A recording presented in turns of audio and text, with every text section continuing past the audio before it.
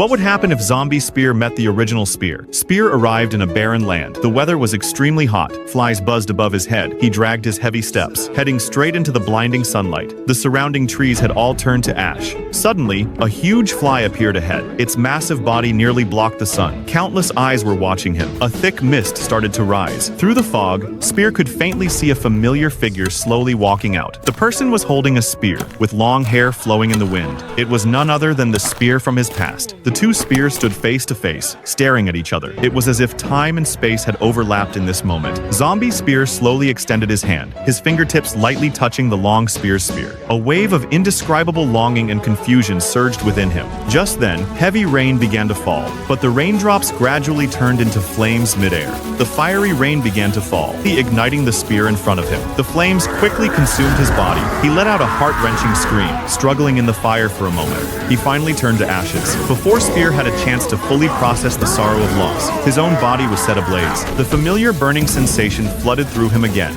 Even though he was the strongest primitive man, he was still just flesh and blood. He was soon burned into a pile of white bones.